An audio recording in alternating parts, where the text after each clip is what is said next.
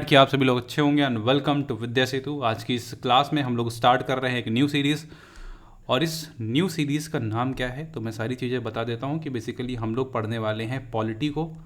Now polity में हम क्या करने वाले हैं यहाँ पे, अगर आपका एग्ज़ाम हो रहा है 2026 में, कौन सा एसएससी सीजीएल, अगर आप 2026 में दे रहे हैं तब आप इस सीरीज़ को फॉलो कर सकते हैं।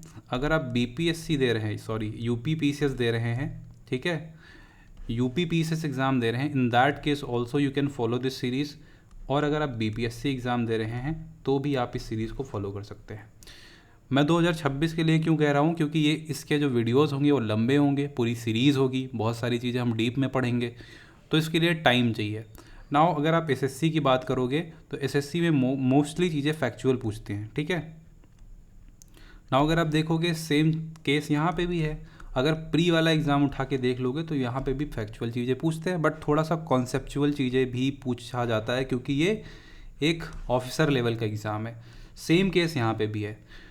इस सीरीज़ के माध्यम से मैं दोनों चीज़ों को टारगेट करूँगा, ठीक है। यहाँ पे मैं फैक्चुअल चीज़ें तो करवाऊँगा ही, प्लस मैं तुम्हारा कॉन्सेप्ट भी बिल्ड करवाऊँगा, क्योंकि बिना कॉन्सेप्ट, देखो polity is very technical subject, ठीक है। तो इसको तुम तभी पढ़ो यहाँ से, इस सीरीज़ से, अगर तुमको सच में पढ़ने का मन है। अदरवाइज़ अगर तुमको काम चलाना है तो 2 वीडियोस मैंने डाली हुई हैं, आर्टिकल याद कर लो, अमेंडमेंट्स याद कर लो सारे, उसके बाद में शेड्यूल याद कर लो, पार्ट्स याद कर लो, तुम कोई भी वनडे एग्ज़ाम होगा तुम क्रैक कर लोगे, ठीक है। बट अगर तुमको समझना है, पॉलिटी की फील लेनी है, इन that case only you can follow this series.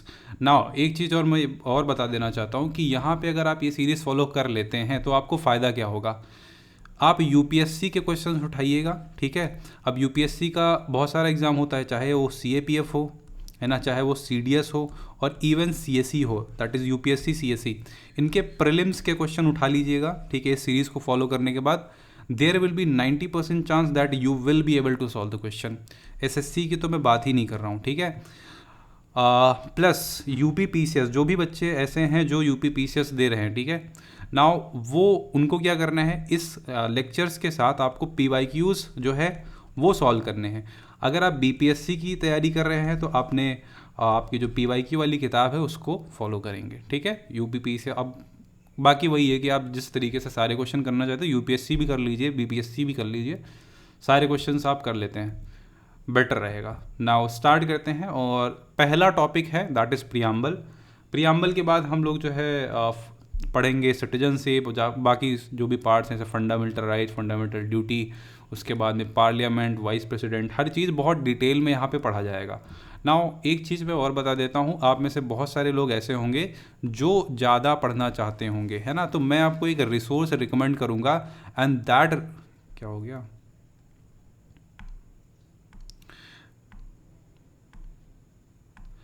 And that resource is nothing but, फिर मेरे को दिक्कत है, and that resource is nothing but भाई क्या प्रॉब्लम है इसको,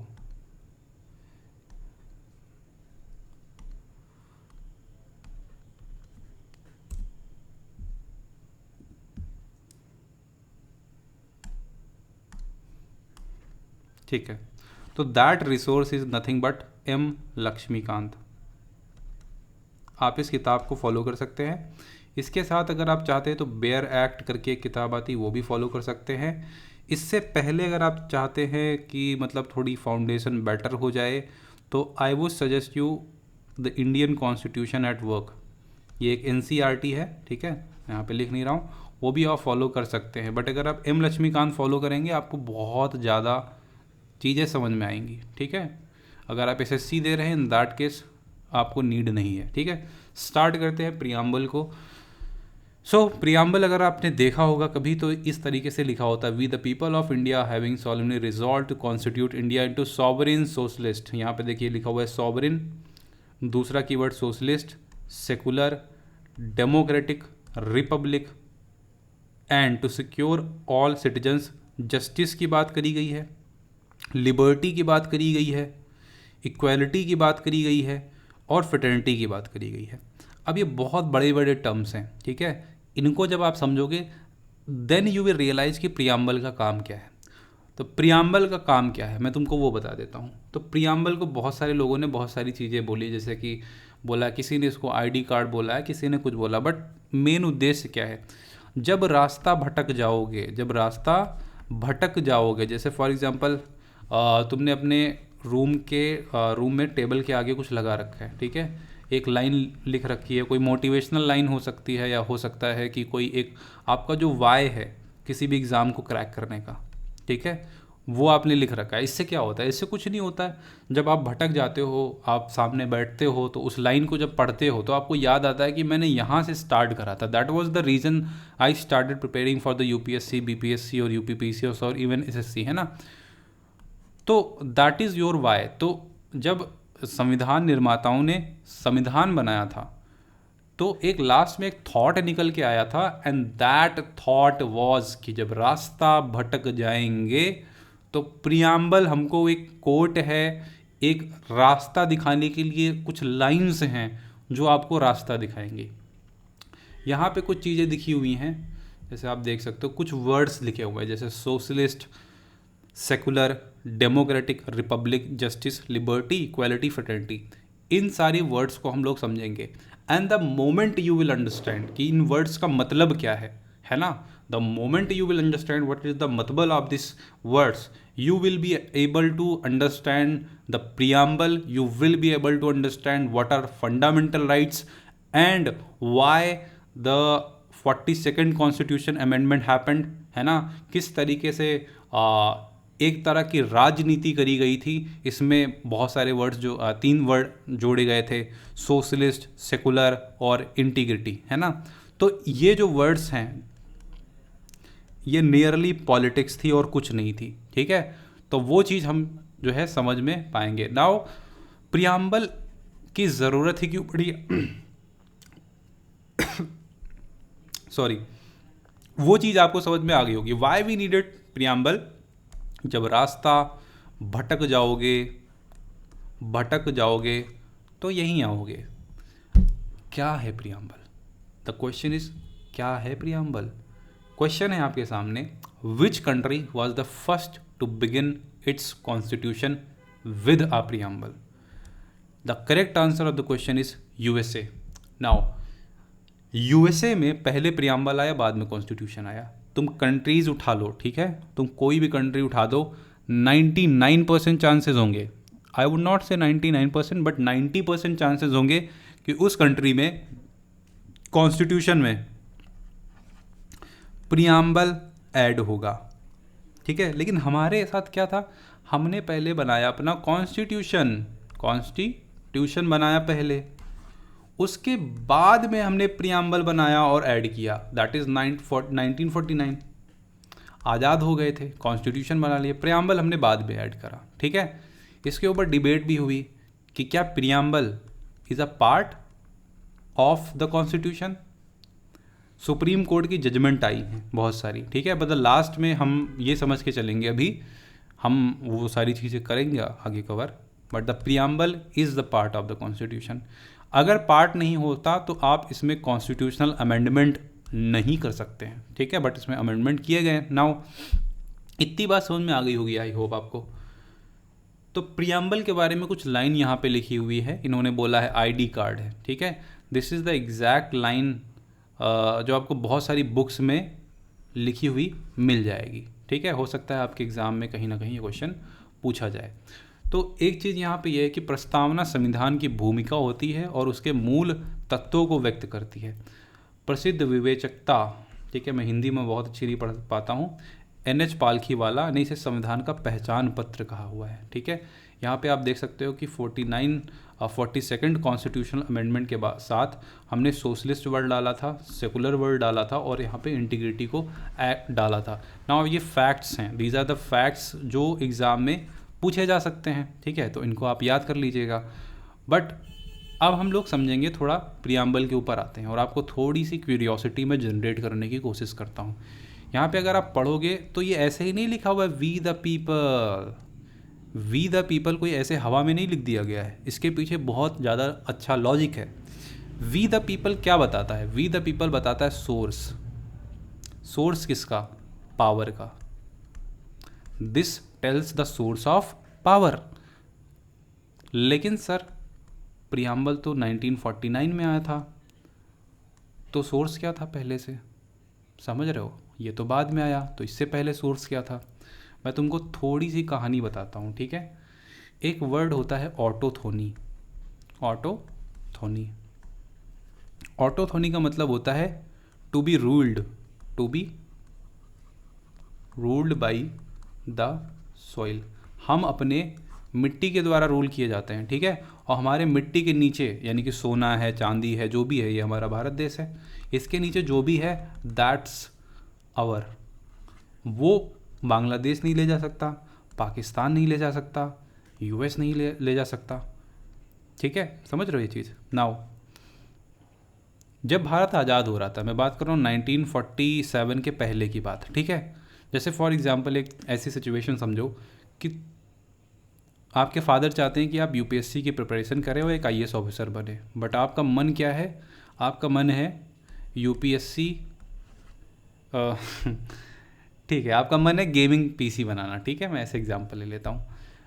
गेमिंग पीसी जो है ख़रीदना है आपको, और आपको स्ट्रीम करना है, आपको एक गेमर बनना है बेसिकली, ठीक है। बट द प्रॉब्लम यहाँ पे क्या है? प्रॉब्लम सबसे बड़ी तो यही है ना मेन यहाँ पे, कि आपके पास पावर नहीं है। तो आप क्या करोगे? आप पापा से परमिशन लेने जाओगे, पापा ने रिजेक्ट कर दिया आपका प्रपोज़ल कि नहीं, आप केवल और केवल यूपीएससी की तैयारी करोगे। समझ में आया ये बात? नाउ कुछ टाइम तक आपने एसएससी की प्रिपरेशन करी और आपने एसएससी सीजीएल निकाल लिया, ठीक है, या बीपीएससी निकाल लिया, या यूपीएससी से नीचे का कोई सा भी एग्ज़ाम क्रैक कर लिया। अब यहाँ पे होगा क्या कि लेट्स से आप इनकम टैक्स में चले गए।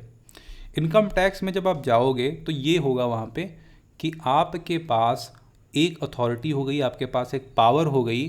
अब आप डिसीज़न ले सकते हो। तो अब आप लेट्स से फॉर एग्जांपल एक फ़्लैट लेते हो और वहाँ पे अपना गेमिंग का सेटअप लगा लेते हो, तो पापा अभी कुछ नहीं बोलेंगे। क्यों? क्योंकि आप आराम से 70-72 हज़ार रुपये कमा रहे हो, ठीक है। तो पापा बोलेंगे ठीक है, अब कुछ कर रहा है। मतलब कि पापा का जो इन्वॉल्वमेंट था अब कम हो गया है। नाउ आज़ादी का मतलब क्या था? हमारे पास कॉन्स्टिट्यूट असेंबली नहीं थी, तो हमें क्या चाहिए था? सैंक्शन। सैंक्शन उस टाइम कौन दे सकता था? पावर कहाँ से आती? पावर आती इनसे, क्योंकि पावर इनके हाथ में थी, ये सैंक्शन दे सकते थे। पावर हम लोग नहीं दे सकते थे। मेरी बात समझना, बहुत ध्यान से भी कनेक्ट हो जाएगा सब कुछ। एंड यूपीएससी और यूपीपीसी और बीपीएससी के लिए पढ़ना है तो कनेक्शन ही बनाना पड़ेगा। नाउ ब्रिटिशर्स हमको पावर नहीं दे सकते थे उस समय, लेकिन इनकी पावर का हम करते क्या? इनकी पावर लेने का मतलब हुआ ये कि हम सॉवरेन नहीं है। अब तुम कहोगे सर ये कौन सा टर्म आपने बता दिया? सॉवरेन होने का मतलब क्या होता है?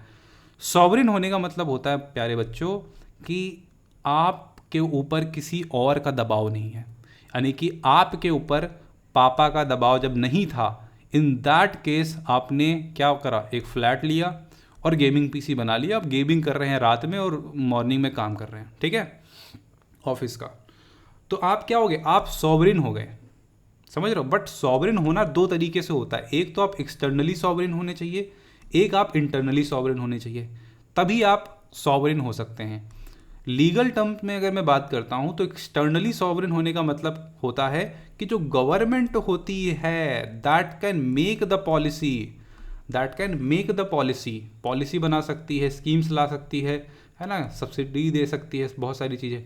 इंटरनली जब सॉवरेन होने की जब मैं बात करता हूँ मेरे भाई, तब इसका मतलब होता है जब हमारे पीपल्स के राइट्स, यानी कि फंडामेंटल राइट्स, है ना, अगर राइट्स सुरक्षित है, दैट मीन्स हम इंटरनली भी सॉवरेन है। दोनों तरीके से सॉवरेन हो गए।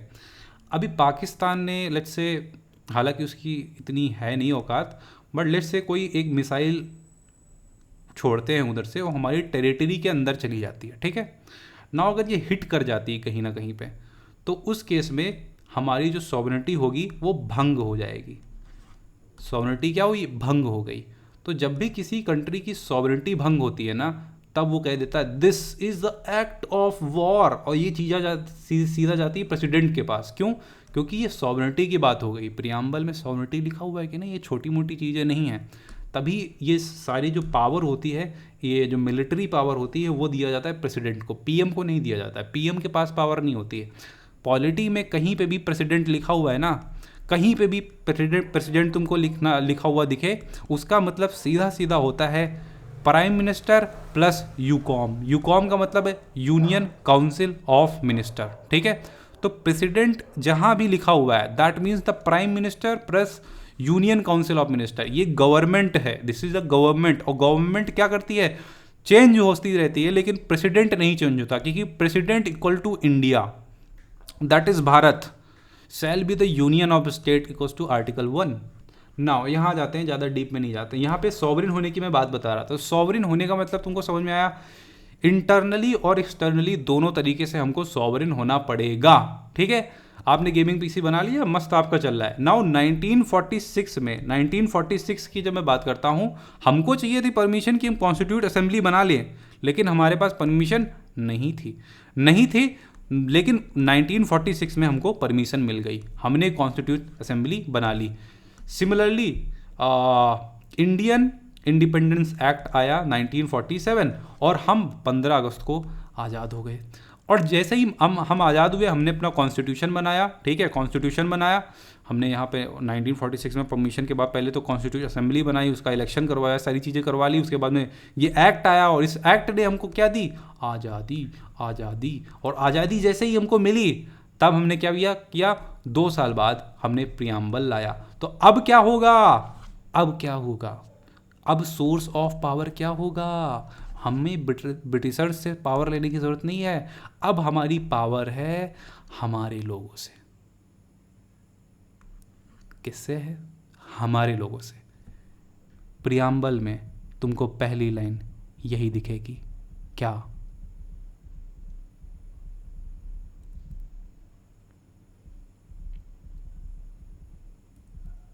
We the people. क्या बता रहा है, ये बता रहा है सोर्स ऑफ पावर। चमका कि नहीं चमका? तो आज तुमको ये लाइन का एक्चुअल मतलब समझ में आया होगा। यूट्यूब पे बहुत सारे लोग हैं जो खाली जो फैक्ट रटवाते रहते हैं ना, यहाँ पे मैं इस तरीके से आपको पढ़ाऊँगा ना, आपको फील होगी चीज़ें। We the people is the source of power, ठीक है। आई होप दैट आपको ये लाइन अब जब भी आप पढ़ोगे, ठीक है, जो भी चीज़ें मैंने अभी तक यहाँ पे बताई हैं आपको हमेशा रिलेट होंगी, ठीक है। Now let's move to the terms, okay. Now सबसे पहले मैं बात करूँगा सॉवरेन होने की। तो सॉवरेन होने का मतलब मैंने तुमको क्या बताया अभी तक, यहाँ पे आ जाओ, सॉवरेन, ठीक है।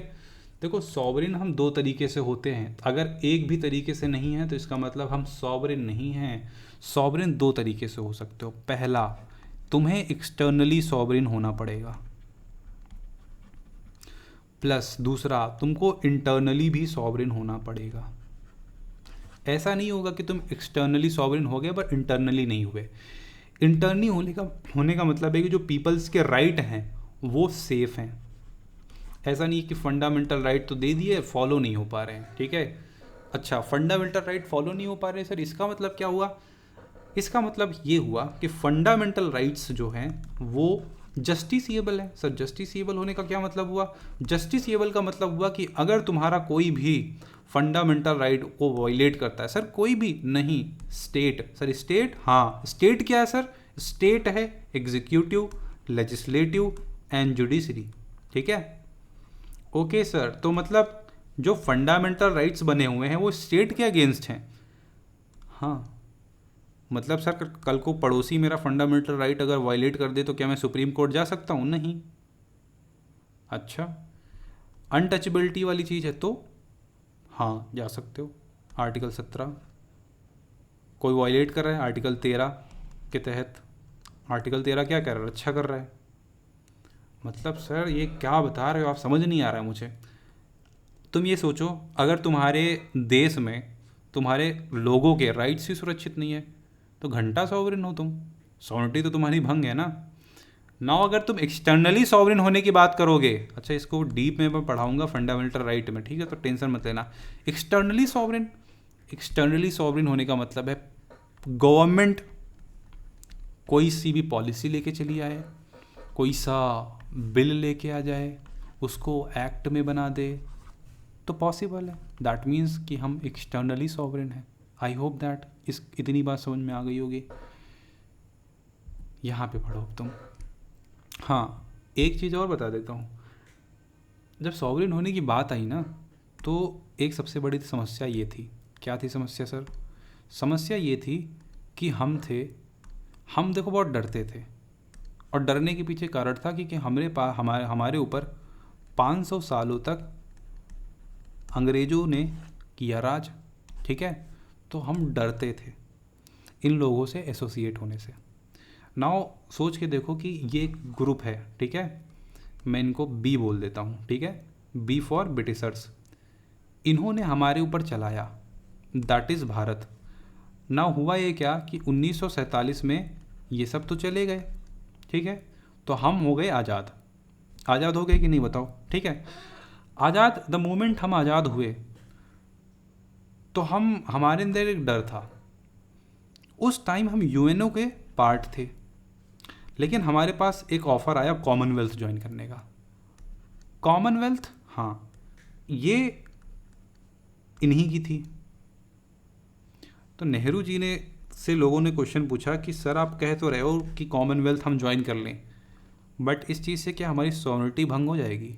नेहरू जी ने बोला ना, ऐसा नहीं होगा, ठीक है। क्यों? क्योंकि हम यूएनओ का भी पार्ट हैं। हम यूएनओ का भी पार्ट हैं, और हम यूएनओ का पार्ट तब थे जब हम आज़ाद नहीं थे। आज़ाद नहीं थे, तो अब तो हम आज़ाद हैं।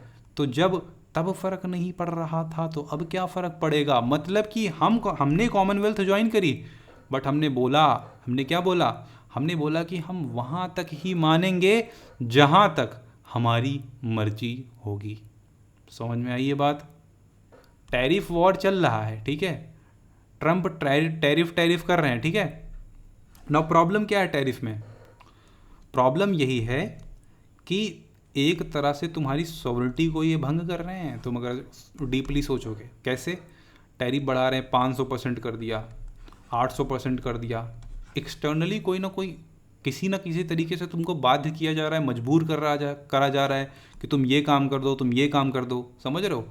कल को तुम्हारे पापा बोले कि ठीक है गेमिंग पीसी तुमने लगा लिया है, तुम्हारी सैलरी आती है 70,000 रुपये, ठीक है, हम एक काम करते हैं, एक बॉन्ड साइन करवाते हैं आपसे, और बोलते हैं कि जितना भी सैलरी है उसका 99% तुमको मुझे भेज देना है, और बाकी जो भी पैसा होगा उसको तुम यूज़ करो 1%। तो तुम कहोगे पापा जी 700 रुपये में क्या करेंगे हम? एक तरह से पापा ने तुमको बाइंडिंग कर दिया। दैट मीन्स कि आपकी जो सॉवरेनिटी थी उसको भंग कर दिया, ठीक है। यहाँ पे वही किया जा रहा है, यानी कि पाकिस्तान अटैक कर दे या यूएस अटैक कर दे या हम किसी के ऊपर अटैक कर दे, बात आ जाती है सॉवरेनिटी पे। और द मोमेंट संप्रभुता पे असर आता है, लोग कर देते हैं एक्ट ऑफ वॉर डिक्लेयर। तो ये कोई छोटी मोटी चीज़ें नहीं है, इतने बड़े बड़े टर्म्स हमारे प्रियम्बल में डाले गए हैं। नाउ अगर आप इसको पढ़ोगे, the sovereign implies that the India is neither a dependency nor a dominion of any other nation। Depend नहीं है भाई साहब हम, we are independent state, there is no authority above it। समझ रहे हो? हमारे ऊपर कोई चला नहीं सकता। and it is free to conduct its affairs both internal and external। Though in 1949 India declared the continuation of her full membership of the Commonwealth of the nation and accepted British crown as a head of Commonwealth, this extra constitutional declaration does not affect the sovereignty, है ना, UNO का part है। तो तुम ये पढ़ोगे, ये exactly कहाँ का है? एक आर्टिकल था द हिंदू का, उसको उठा के मैंने यहाँ पे डाला हुआ है, ठीक है। नाउ ये जो तुम लाइन पढ़ोगे ना, तुमको समझ में आएगी, ठीक है, कि मैं क्या बोल गया अभी भी। तो ये चीज़ पढ़ लेना। अब हम लोग बात करेंगे सोशलिस्ट की। तो सोशलिस्ट होना क्या होता है? बहुत सिंपल टर्म में मैं तुमको समझाता हूँ। सोशलिस्ट होने का मतलब हुआ, तुम्हारी कंट्री में 1,000 रुपये हैं और तुम्हारी कंट्री में 1,000 लोग हैं। सोशलिज्म कहता है कि भैया इसको डिवाइड कर दो 1,000 से लोगों से, 1 रुपया आया और इस 1 रुपये को सभी लोगों में बांट दो, यानी कि समानता हो जाए। 1-1 रुपया तुमने सबको दे दिया। इसी को हम बोलेंगे सोशलिज्म। यही ये क्या है, सोशलिज्म है। समझ रहे हो। अब दिक्कत क्या है, दिक्कत है, बहुत बड़ी दिक्कत है। सबसे बड़ी दिक्कत ये है कि जब जैसे हम लोग आज़ाद हुए 1947 में, ठीक है, हमने सोचा कि यार, जैसे इंदिरा गांधी जी ने तो इसको डाला था, इस वर्ड को, है ना, कि हम सोशलिस्ट हैं, सेकुलर हैं, इंटीग्रिटी है, ये सब है, ठीक है। प्रॉब्लम क्या है, कहाँ यहाँ पे प्रॉब्लम क्या है, प्रॉब्लम समझाते हैं तुमको। देखो, गांधी जी क्या चाहते थे, गांधी जी चाहते थे कि ठीक है, हमारे पास जितना भी रुपया है हम सारा रुपया बांट देते हैं, इक्वली डिस्ट्रीब्यूट कर देते हैं। प्रॉब्लम क्या है,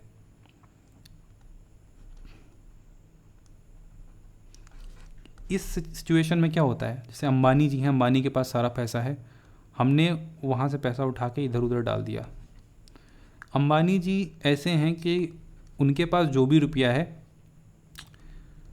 वो कहीं ना कहीं यूज़ कर लेंगे, लेकिन कुछ ऐसे भी लोग होंगे हमारी कंट्री में जो वेस्ट करेंगे पैसे को। तुम कहोगे कैसे, कुछ लोग ऐसे होंगे जो लेज़ी होंगे, कहेंगे अरे पैसा तो आ ही रहा है, इसको हम यूज़ करते हैं, क्या ही करेंगे यूज़ करके, हम मस्त जो है खाते हैं पीते हैं और सो जाते हैं। समझ रहे हो।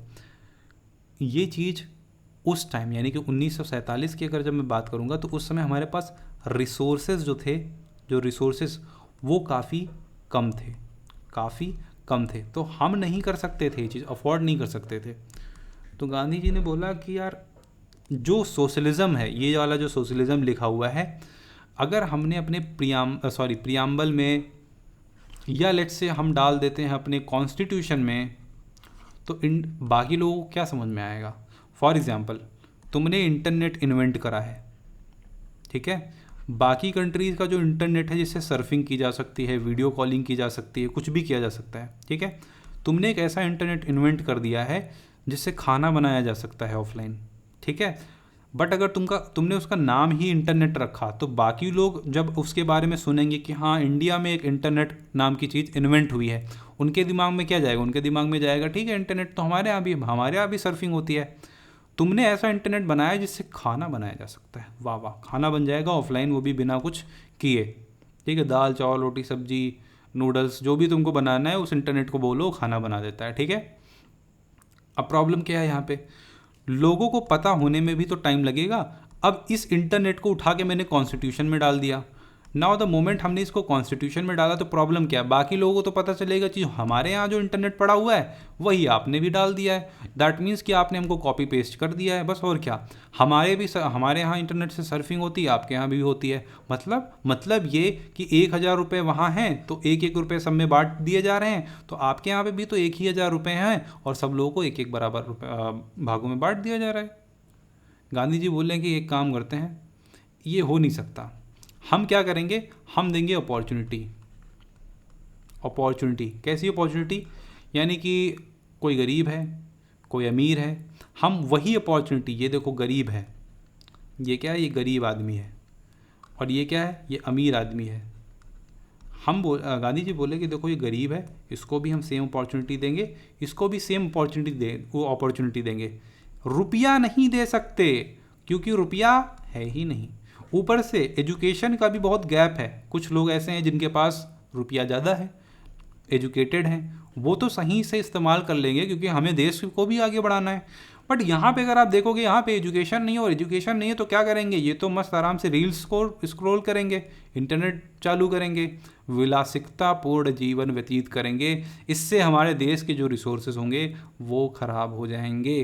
तो इसका मतलब उन्होंने बोला कि हम क्या करते हैं, हम इक्वालिटी देते हैं, हम अपॉर्चुनिटी देते हैं। अगर अंबानी कमा सकते हैं 5,000 लाख करोड़ तो सचिन रस्तोगी भी कमा सकते हैं 5 लाख करोड़।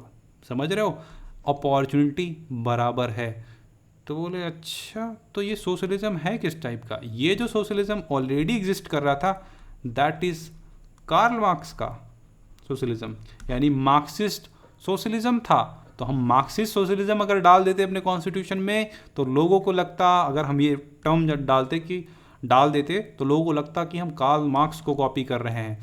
गांधी जी बोले नहीं नहीं नहीं बेटा, हम गांधीयन सोशलिज्म को फॉलो करेंगे, गांधीयन सोशलिज्म। सब लोगों ने कहा ठीक है गांधी जी आप बात तो सही कर रहे हो, बट कब डालेंगे? बोले बाद में डालेंगे। तो बोले एक काम करते हैं, हम ऐसा कर लेते हैं 80% ये रख लेते हैं गांधीयन सोशलिज्म, और मार्क्स वाला जो सोशलिज्म है वो 20% रख देते हैं, क्योंकि इक्वालिटी धीरे धीरे समानता हमारे देश में आनी चाहिए। हालांकि वो कभी आई नहीं और ना आ पाएगी, क्योंकि मैं भी होपलेस हूँ इस चीज़ को लेके। आपको ये समझ में आ रहा होगा, क्या समझ में आ रहा होगा कि ये जो दो चीज़ें इन्होंने जोड़ी, तो बोले क्या इसका नाम क्या रखा जाए? बोले Gandhian socialism, Marxist socialism.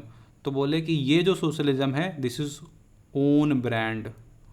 Own brand किसका ब्रांड? भारत का। ये हमारा ब्रांड का सोशलिज्म है, ठीक है। तो इंडिया में जो तुम सोशलिज्म देखते हो ना बाबू, वो सोशलिज्म गांधीयन सोशलिज्म ज़्यादा है, मार्क्सिस्ट सोशलिज्म नहीं है ना। अगर तुम इसको पढ़ोगे, ठीक है, तो मैंने क्या बोला, ये चीज़ें जो थी ना, ये जैसे सोशलिज्म की मैंने बात करी, पहले भी अपॉर्चुनिटी वगैरह की फंडामेंटल राइट में बात कर रखा था, ठीक है, कि सबको अपॉर्चुनिटी मिलनी चाहिए वगैरह वगैरह, ठीक है। But the problem he was that कि इंदिरा गांधी जी आई, और इंदिरा गांधी काफ़ी अलग टाइप की प्राइम मिनिस्टर थी। उनको क्या चाहिए था? फुल इज्जत। उन्होंने बोला कि हम हैं सोशलिस्ट, तो हम दिखाते हैं। अब जैसे तुमको एग्जांपल देता हूँ, एग्जांपल ऐसे देता हूँ, ये सेकुलर है, सेकुलर होगा यहाँ पे। ये हैं गट्टू। गट्टू हैं, गट्टू को बहुत पसंद है क्या? फ़ोटो लेना, ठीक है। तो ये अपने मिरर के सामने जाते हैं और रोज़ एक आईफोन से अपने फ़ोटो क्लिक करते हैं, ठीक है। गट्टू के एक दूसरे दोस्त ने बोला, गट्टू गट्टू स्नैपचैट डाल लो, उसमें अच्छे अच्छे फ़िल्टर आते हैं। गट्टू ने बोला अच्छा ठीक है डाल लेता हूँ। गट्टू ने फ़िल्टर डाल दिए अपने आईफोन में, ठीक है, जो भी था, आईफोन था, एंड्रॉयड था। अब क्या हुआ, गट्टू की जो फ़ोटोज़ आई तो उसमें गट्टू काफ़ी ज़्यादा सुंदर लगने लगे। गट्टू की ऐसे आंखें हो गई, गट्टू एकदम खूबसूरत हो गए, ठीक है। गट्टू के वो एकदम खुश हो गए, यार ये तो बहुत अच्छी चीज़ है। मैं क्यों बता रहा हूँ ये? मैं इसलिए बता रहा हूँ, क्या गट्टू बदल गए क्या? गट्टू बदले क्या? बदले क्या? क्वेश्चन यही है, गट्टू बदले क्या? नहीं जी, गट्टू वही है, फ़ोटो चेंज हुई है। मतलब ये कहानी क्यों बता रहे हो सर? यहाँ पे कॉन्स्टिट्यूशन में क्या हुआ? कॉन्स्टिट्यूशन में भी यही हुआ, प्रियम्बल में बस सेकुलर डाला गया, सोशलिस्ट डाला गया। ये क्या था? तुमने केवल वर्ड डाले, मटेरियल चेंज नहीं हुआ, समझ रहे हो? केवल पॉलिटिक्स थी, केवल और केवल पॉलिटिक्स। समझ में आए? गट्टू नहीं बदल रहे हैं, गट्टू बस सुंदर दिखने लगे। समझ में आया? तो यहाँ पे तुम पढ़ोगे, even before the word socialist was added, officially added to the constitution in 1946, some principles already reflected socialism, socialistic ideas, ठीक है। In 1955 the Congress party also supported ठीक है, आगे पढ़ लेना। यहाँ पे देखो, it aims to remove poverty, ignorance, disease, unfairnessness. India's socialism mixes ideas of Karl Marx, Mahatma Gandhi, but learns more towards Mahatma Gandhi ji. Peaceful approach. समझ में आया सोशलिस्ट होने का मतलब? मूव करते हैं किस पे? सेकुलर होने पे। सेकुलर होने का मतलब सर क्या होता है? सेकुलर होने का मतलब होता है कि हम सेकुलर हैं। कैसे सर? सेकुलर क्या होता है? सेकुलर स्टेट होता है। सेकुलर स्टेट होता है, हाँ। यूएस चले जाओ, चले गए, ठीक है, गाड़ी में पेट्रोल डालो, यूएस पहुंच जाओ। यूएस पहुंचे तुम, यूएस में क्या है? यूएस में क्या है बताओ? यूएस में सेकुलरिज्म है। कैसा सेकुलरिज्म सर? यहाँ पे स्टेट और रिलीजन इन दोनों में कंप्लीट डाइवोर्स है, कंप्लीट डाइवोर्स है। ना तुम मुझसे बोलोगे ना मैं तुमसे बोलूँगा। मैं जब भी स्टेट की बात करता हूँ, क्या समझते हो? लेजिस्लेचर, एग्जीक्यूटिव, जुडिशरी, ठीक है, यही तीन चीज़ें होती हैं। Now the problem is that कि सर अगर कंप्लीट डाइवोर्स होगा, बट इंडिया में तो ऐसा नहीं है, तो ये वर्ड अगर मैं डाल देता सीधा, तो इसका मतलब तो ये हो जाता कि मैसेज तो यही जाता कि अरे ये भी इनके देश में भी यही है। हमारे यहाँ क्या है? हमारे यहाँ है भी है सेकुलरिज्म, यानी कि ये हिंदू हैं, ये मुस्लिम हैं, ये सिख हैं, ये ईसाई हैं, ये पारसी हैं, ये कोई XYZ कम्युनिटी से बिलोंग कर रहे हैं। 10 मीटर की दूरी पे 10 मीटर की दूरी पे 10 मीटर की दूरी पे 10 मीटर की दूरी पे 10 मीटर की दूरी पे 10 मीटर की दूरी पे स्टेट कहाँ है? 10 मीटर की दूरी पे, मतलब सबसे सेम दूरी बना के रखता है क्या? State. That is the secularism.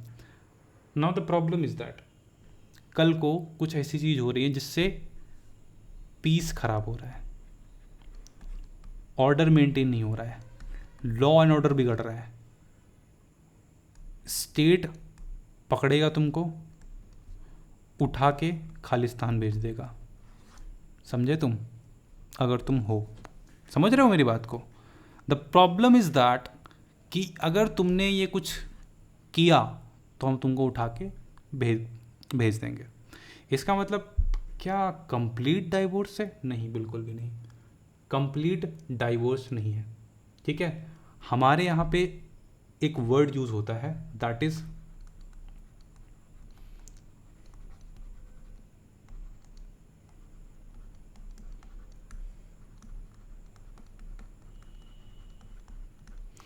विथफुल ambivalence. इसका मतलब क्या होता है? State can interfere, state interfere कर सकता है। इतनी बात अगर तुमको समझ में आ गई, तुमको समझ में आ गया सेकुलर क्या होता है। क्वेश्चन आ सकता है, सर क्या हमारा देश का कोई रिलीजन है? नहीं, हमारे स्टेट का, हमारे देश का कोई रिलीजन नहीं है। स्टेट नहीं, मैं देश बोलूँगा, देश की बात करूँगा। इंडिया जो है एंटी रिलीजन है क्या सर? मैं क्या पूछ रहा हूँ, आप बहुत ध्यान से समझना ये बात। अगर मैं बोलता हूँ कि इंडिया, अबे यार पेन क्यों नहीं चल रहा है?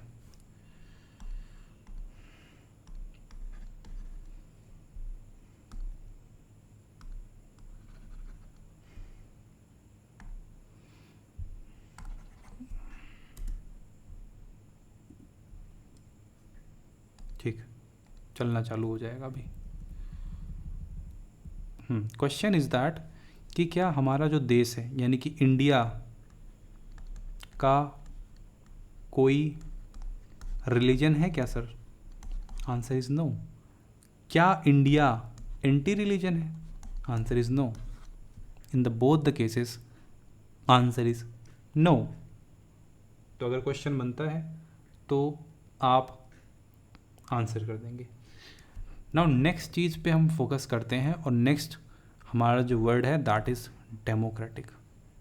हमने सॉवरेन समझ लिया, हमने सोशलिस्ट समझ लिया, हमने सेकुलर समझ लिया, हम बात करेंगे डेमोक्रेसी का।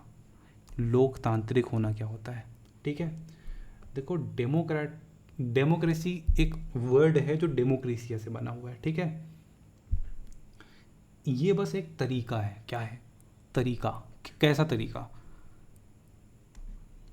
लोगों का मत जानने के लिए। ठीक है, लोगों का मत जानने के लिए कि वो क्या चाहते हैं।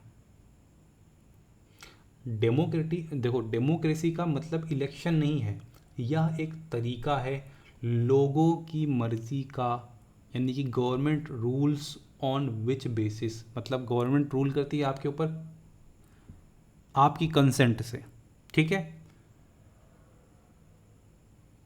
और that is also the reason कि हम वोटिंग का जो रिज़ल्ट आता है ना, उसको तुमने देखा होगा कहीं ना कहीं बोलते हैं कि जनादेश है ना, जनता का आदेश है, और इसको हमें फॉलो करना पड़ेगा। अभी रिसेंटली जो कहाँ की यार सीएम थी, दिल्ली की सीएम थी, ठीक है, जो अभी बनी है, तो इनकी और इनसे पहले जो गवर्नमेंट थी, क्या नाम था, केजरीवाल की, तो उनकी जो नाम नहीं एग्जैक्टली पता है उनका, कह रही थी कि जो जनादेश आया हुआ है, उन्होंने ध्यान दिया होगा अगर आपने, तो उन्होंने जनादेश यूज़ किया था वर्ड।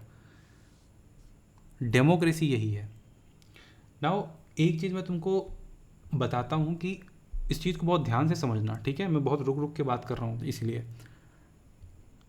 सपोज करो, ठीक है, मैं यहाँ पे इसको आगे बढ़ाता हूँ, ठीक है। सपोज करो मैंने एक पार्टी बनाई है, विद्या सेतु पार्टी। पार्टी का जो ये लोगो है, इसको मैंने आगे रखा। सोचो एक कंट्री है जहाँ पे 1000 सीट हैं, ठीक है, वहाँ के 1000 एमपीज़ हैं। मैं इलेक्शन लड़ता हूँ और मुझे 1000 सीट मिल जाती हैं, 1000 सीट मिल गई। कल को मैं एक नया बिल लेके आता हूँ, ठीक है, एक बिल लेके आता हूँ और मैं बोलता हूँ कल से सबकी संपत्ति मेरे नाम, मैं पीएम हूँ, सब कुछ मेरे नाम कर दो, सारी संपत्ति मेरे नाम हो गई। बिल वो पास हो जाता है, एक्ट बन जाता है। द मोमेंट वो एक्ट बनता है, सारी संपत्ति मेरे पास आ गई। दूसरा मैं बिल लेके आता हूँ, ठीक है, बोलता हूँ कि जितने भी लोग हैं इस कंट्री में, एमपीज़ को छोड़ के, सभी लोग ये देश खाली करते हैं, ठीक है। बिल आया, एक्ट बन गया। क्या हो रहा है सर, ये सब करना चाह रहे हो आप? जी। क्यों?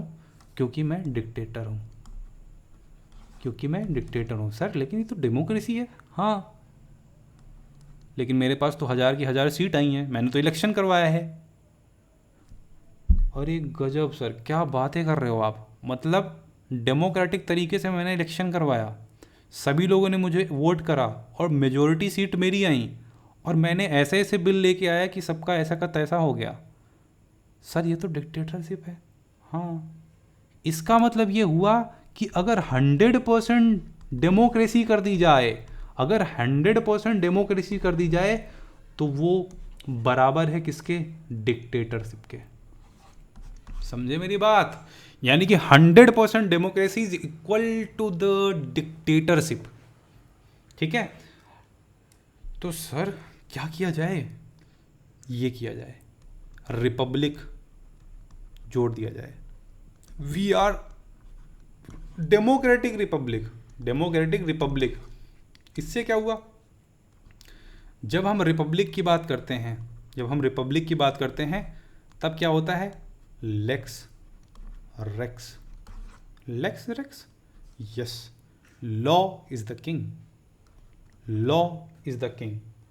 कॉन्स्टिट्यूशन में लॉ किंग होता है, राजा किंग नहीं होता है। इसी लाइन को अगर मैं लिख दूँ, ये एक प्रिंसिपल है basically, rex lex, in that case king is the law. समझ में आया? तो जब रिपब्लिक आता है तब लेक्स रेक्स हो जाता है, यानी कि लॉ इज द किंग। इसका मतलब ये हुआ, इन दैट केस जो कॉन्स्टिट्यूशन होता है, जो गवर्नमेंट होती है, वो कॉन्स्टिट्यूशनल हो जाती है। और जब गवर्नमेंट, मेरी बात ध्यान से सुनना, ये यूपीएससी ने कई बार क्वेश्चन पूछा हुआ है प्रीलिम्स के एग्जाम में, ये जब गवर्नमेंट कॉन्स्टिट्यूशनल हो जाती है, यानी कि लॉ हो जाता है, यानी कि रिपब्लिक आ जाता है डेमोक्रेसी में अंदर, इन दैट केस कॉन्स्टिट्यूशनल गवर्नमेंट बराबर हो जाती है लिमिटेड गवर्नमेंट के। यानी कि जो कॉन्स्टिट्यूशनल गवर्नमेंट होती है, दैट इज लिमिटेड गवर्नमेंट। केवल और केवल डेमोक्रेसी में रिस्क होता है, केवल डेमोक्रेसी में क्या होता है? रिस्क होता है। तो रिपब्लिक क्यों आया? तुमको समझ में आया होगा कि डेमोक्रेसी और रिपब्लिक में क्या कनेक्शन है, ठीक है।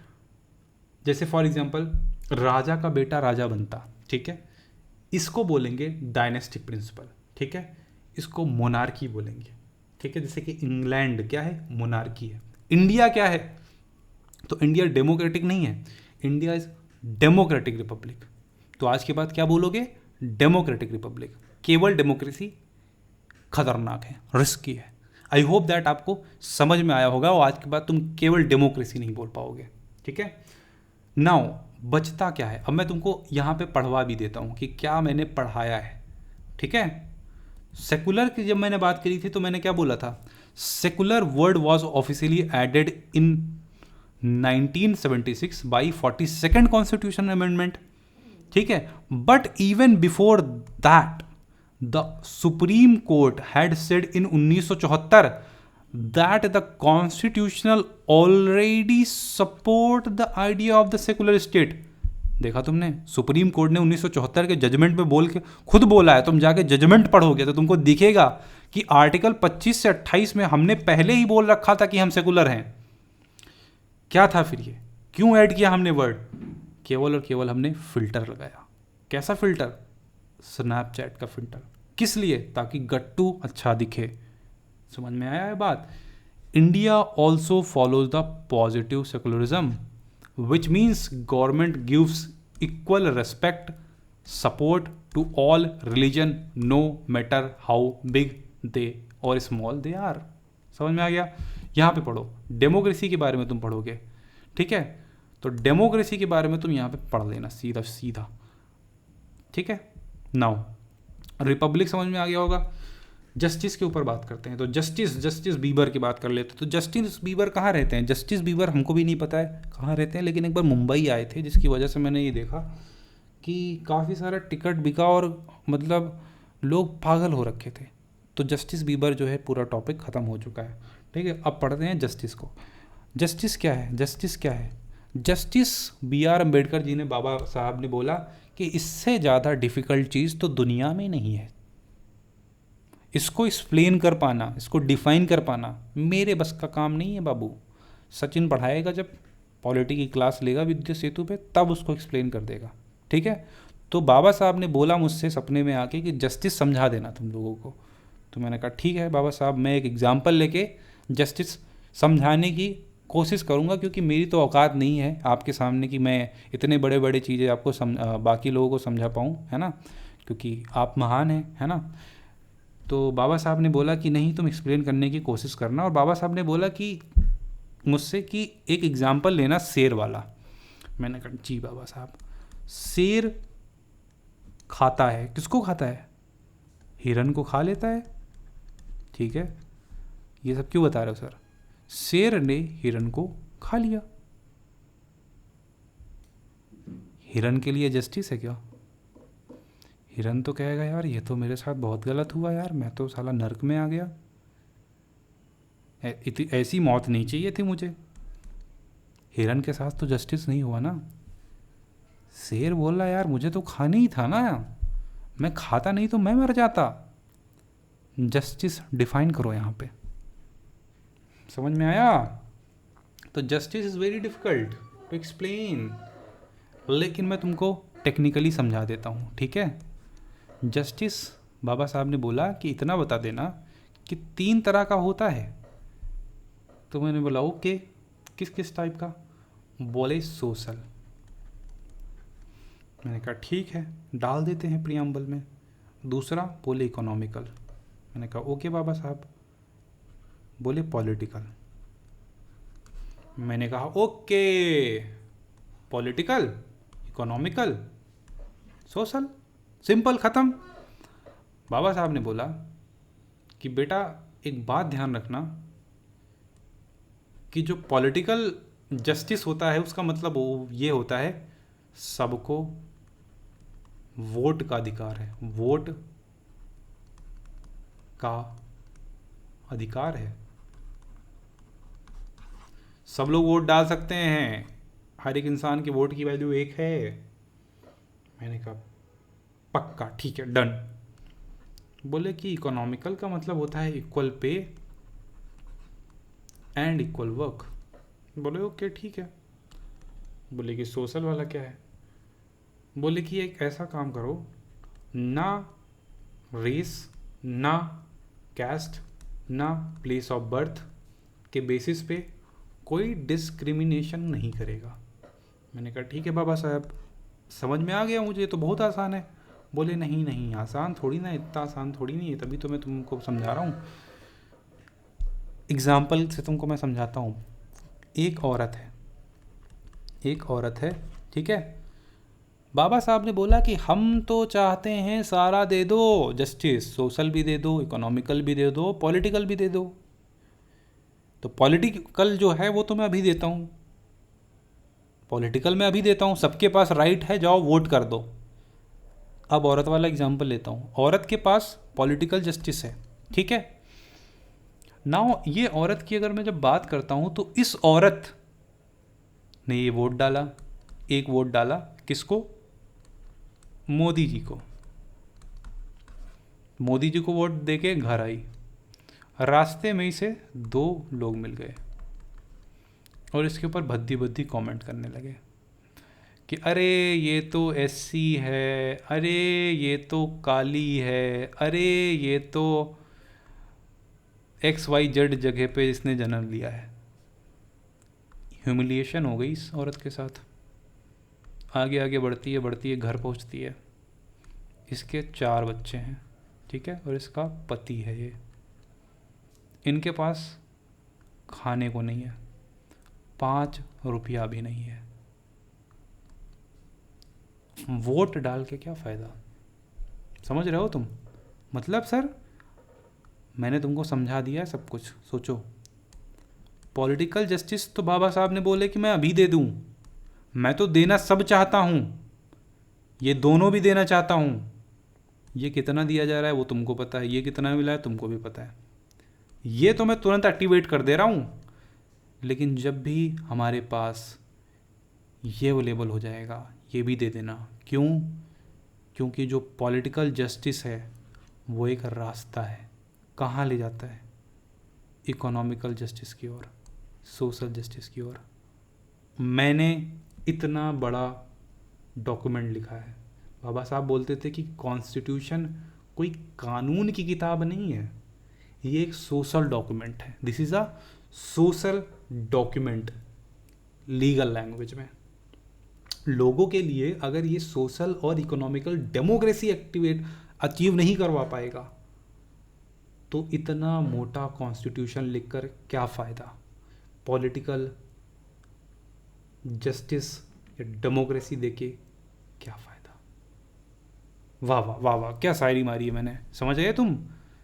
तो बाबा साहब वांटेड कि इकोनॉमिकल जस्टिस भी मिलता और सोशल भी मिलता, तभी इस औरत को सफलता मिलेगी, तभी हमारे लोगों को सफलता मिलेगी। वरना कोई फ़ायदा नहीं है इस कॉन्स्टिट्यूशन को लिखने का। समझ में आया जस्टिस क्या होता है? जस्टिस मैंने तुमको एक्सप्लेन करने की कोशिश करी। आई होप दैट आपको समझ में आया होगा। 3 चीज़ें बची हैं, लिबर्टी, फ्रेटर्निटी एंड इक्वालिटी। एक ट्राइंगल में बना देता हूँ यहाँ पे, ठीक है, और यहाँ पे मैं लिख देता हूँ लिबर्टी के, ठीक है, यहाँ पे मैं लिख देता हूँ लिबर्टी, यहाँ पे मैं लिख देता हूँ इक्वालिटी, यहाँ पे मैं लिख देता हूँ फ्रेटर्निटी। Divorce not possible. ये पिलर हैं, दीज आर द पिलर। ऐसा नहीं होगा कि एक को भी तुम हटा दोगे, ये टेबल है, समझ रहे हो? एक को भी नहीं हटा सकते तुम। सर मतलब क्या हुआ लिबर्टी का? बहुत सारे लोग कहेंगे लिबर्टी इक्वल्स टू फ्रीडम। अच्छा, लिबर्टी इक्वल्स टू फ्रीडम, अगर तुम ऐसा समझते हो तो तुम्हारी पॉलिटी बहुत ज़्यादा वीक है बाबू, तुमको पढ़ने की ज़रूरत है। फ्रीडम और लिबर्टी दोनों डिफरेंट हैं, ज़मीन आसमान का फ़र्क है। तुम किसी को भी फ्रीडम के नाम पे गोली नहीं मार सकते। मैंने तुमको फ्रीडम दे दी तो तुम क्या गोली मार दोगे? तुमको लाइसेंस लेना पड़ेगा, ठीक है? डिफेंड करने के केस में ही तुम गोली चला सकते हो। That is the freedom is allowed by the law. Freedom allowed by law, यही है लिबर्टी। क्या है? यही है liberty. Freedom allowed by the law, liberty, ठीक है। L से लिबर्टी और L से लॉ, हमेशा याद रखना, ठीक है। Now the problem is that कि ठीक है, एक चीज़ तुमको मैं और समझा देता हूँ कि लिबर्टी जो होती है वो दो तरह की होती है। एक तो पॉजिटिव लिबर्टी होती है, निगेटिव लिबर्टी। पॉजिटिव लिबर्टी और निगेटिव लिबर्टी की मैं बात करता हूँ। जैसे मैंने क्या बोला, गोली मारना है तो लाइसेंस चाहिए, ठीक है, ऐसे गोली नहीं मार सकते। एक निगेटिव फीलिंग आ रही कि नहीं तुमको, एक निगेटिव फीलिंग आई कि नहीं आई, दिस इज निगेटिव लिबर्टी। तो सर पॉजिटिव लिबर्टी क्या है?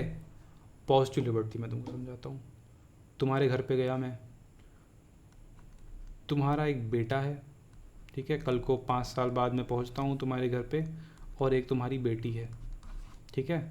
तुम मुझसे बातें करते हो, कहते हो सर आज तो मैं एक IAS ऑफिसर बन गया, पहले तो मैं बहुत स्ट्रगल करता था, आपसे पॉलिटी पढ़ता था, थैंक यू सो मच। मैंने कहा ओके। मैंने देखा कि बेटे को अपने तुमने भेज दिया स्टैनफोर्ड, इन स्टैनफोर्ड यूनिवर्सिटी तुमने भेज दिया है। बेटी क्या कर रही है?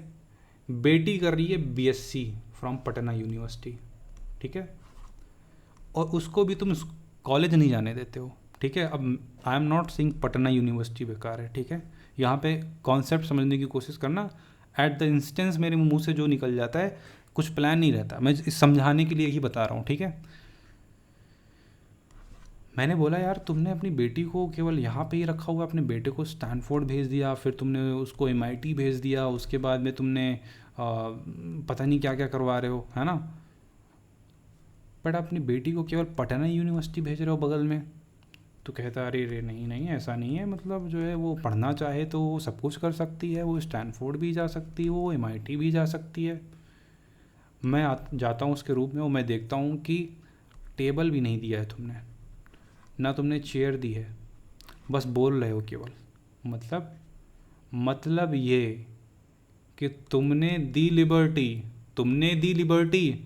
क्या तुमने दिया एनवायरनमेंट? क्या तुमने उसे दिया एनवायरनमेंट? द क्वेश्चन इज, क्या तुमने एनवायरनमेंट दिया? तुमने नहीं दिया। तुमने दिया राइट टू एजुकेशन, क्या तुमने उसका एनवायरनमेंट दिया? क्या तुमने स्कूल बना के दिए? क्या तुमने खालसा स्कूल बनाए? क्या तुमने मदरसा बनाए? क्या तुमने स्कूल बनाए? क्या तुमने ये बनाया? क्या तुमने वो बनाया? नहीं बनाया। मतलब बनाना पड़ेगा article 21A right to education, ठीक है। तो हमको क्या करना पड़ेगा? स्कूल्स बनाने पड़ेंगे, ठीक है। राइट टू एजुकेशन देने से कुछ नहीं होगा, you have to provide the environment, and that is the positive liberty. I hope that आपको ये चीज़ समझ में आ गई होगी। Let's discuss the equality. Sir equality, हाँ इक्वालिटी सर 5 = 5 इक्वालिटी, गलत जवाब। This is a arithmetic equality. Polity में ये नहीं होता है, पॉलिटी में होता है इक्विटी। सर 20% इक्विटी आपके कंपनी में मेरी, नहीं, गलत बात। इसका मतलब ये होता है, इक्विटी का मतलब होता है कि as per the need basis हम देंगे, as per the need basis. Yes, women को ज़रूरत है रिजर्वेशन दे दो, SC को ज़रूरत है रिजर्वेशन दे दो, बॉयज़ को ज़रूरत है, यानी कि जो 14 साल से कम बच्चे हैं, जो गरीब हैं, उनके लिए कुछ फैक्ट्री में काम ना करे, ये ना करे, वो ना करे। समझ रहे हो मेरी बात को? ज़रूरत है, as per the need basis equality वहाँ पे होनी चाहिए। तो इक्वल जो होता है उसको हमको इक्वली ट्रीट करना है, और जो नॉट इक्वल हो उसको नॉट इक्वल की तरीके से ट्रीट करो, ठीक है। यानी कि equal must be treated equally and unequal must not be treated equally. Equality is the absence of the privilege. ASMR video के साथ इस वीडियो को समाप्त करेंगे थोड़ी देर में। लास्ट में हम बात करेंगे फ्रेटर्निटी की, भाईचारा। क्या? भाईचारा खत्म, ठीक है। प्रियम्बल क्या पार्ट है कॉन्स्टिट्यूशन का? यस मेरे भाई, ठीक है। तो आई होप दैट आपको सारी चीज़ें समझ में आई होंगी, और मैं लास्ट में आपको क्या दिखाऊंगा, हमारा प्यारा भारत देश का प्रियम्बल। इस प्रियम्बल को तुम देखोगे, तुम्हें अब जो है वो फीलिंग आनी चाहिए कि रास्ता भटक जाओगे तो कहाँ आओगे, प्रियम्बल के पास आओगे। ये तुमको बताएगा कि हमारा देश क्या चाहता है। देश प्रेम से भर गया मैं इस लेक्चर को लेते लेते, ठीक है। और इसी के साथ मैं इस लेक्चर को समाप्त करता हूँ। रात में शूट करना पड़ रहा है गर्मी में बैठ के। और मैं ये बोलता हूँ आप लोगों से कि अगर आपको ये लेक्चर अच्छा लगा होगा और आप चाहते हैं कि मैं ये पूरी सीरीज़ कंप्लीट करूँ और आप यूपीएससी क्लियर करें, बीपीएससी क्लियर करें, आपकी अंडरस्टैंडिंग बेटर हो, तो इस वीडियो को शेयर करना है बहुत सारे लोगों के साथ। मैं आशा करता हूँ आपसे कि कम से कम यहाँ पे 100 लाइक आएंगे, तभी मैं इसका सेकंड पार्ट रिलीज़ करूँगा। और पार्ट 2 विल बी पार्ट 1 हम रिलीज़ करेंगे। आर्टिकल 1 से 4 पढ़ेंगे, यूनियन एंड इट्स टेरिटरी। उससे पहले हिस्टोरिकल बैकग्राउंड भी पढ़ सकते हैं, लास्ट में देखेंगे, इतना इंपॉर्टेंट नहीं है। चैनल को सब्सक्राइब करें, वीडियो को लाइक करें और डिसलाइक करें, जो भी करना है करें, लेकिन रिएक्शन दें। और नीचे एक टेलीग्राम चैनल का लिंक दिया होगा, उसको ज़रूर ज्वाइन करें। अगर आपको ये लेक्चर अच्छा लगा, आप नीचे कमेंट करके बता सकते हैं क्या पार्ट अच्छा लगा, क्या नहीं अच्छा लगा। मिलते हैं नेक्स्ट क्लास में, तब तक के लिए take care, bye bye, see you in the next one.